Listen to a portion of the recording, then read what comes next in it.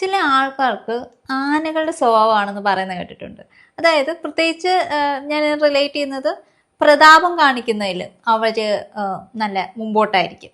പക്ഷെ അതേപോലെ തന്നെ ചില സമയത്ത് അവർക്ക് അത്രയും ഒരു പവർ ഉണ്ടെങ്കിലും അല്ല ഒരു ശക്തി ഉണ്ടെങ്കിലും ആനകളെ പോലെ ചില സമയങ്ങളിൽ അവർക്ക് അവരുടെ പവർ അറിയത്തില്ലാത്ത ഒരു നേച്ചറും കാണിക്കുന്ന പോലെ കാണാറുണ്ട്. അപ്പം ഇങ്ങനെ ഉള്ള സ്വഭാവമുള്ള ആൾക്കാരെ പറ്റി അല്ലെ ആ ഒരു നേച്ചർ എങ്ങനെയായിരിക്കും സർ? അതെന്തുകൊണ്ടായിരിക്കും അങ്ങനെ? നമുക്ക് സാധാരണയുള്ള ഒരു പൊതുവായിട്ടുള്ള ധാരണയാണ് ഈ ആനയെന്ന് പറയുന്നത് കുറേ ജാട കാണിക്കുന്ന ഒരു ജീവിയാണ് എന്നുള്ളത്. ചില മനുഷ്യന്മാരും അതുപോലെ ഉണ്ടെന്നൊക്കെ നമ്മൾ പറയാറുണ്ട്.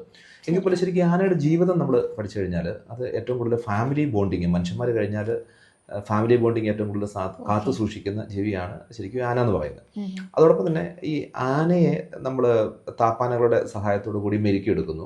അങ്ങനെ മെരുക്കിയെടുത്തൊരു കണ്ടീഷനിങ്ങിൽ ആയി പോയതിൻ്റെ പേരിലാണ് ആനയ്ക്ക് ശരിക്കും ആനയുടെ ശക്തി അറിയത്തില്ലാത്തത്. എന്നാൽ കാട്ടിൽ ജീവിക്കുന്ന ആനയെ സംബന്ധിച്ചിടത്തോളം ആനയ്ക്ക് കൃത്യമായിട്ട് ശക്തി അറിയാം. അത് അപാരമായിട്ടുള്ള ശക്തിയുള്ള ജീവിയാണ്. പിന്നെ നാട്ടിലത്തെ ആനയ്ക്ക് വട്ടളകുമ്പോഴാണ് അതിന് മനസ്സിലാകുന്നതിന് അപാരമായിട്ടുള്ള ശക്തി ഉണ്ടായിരുന്നത്.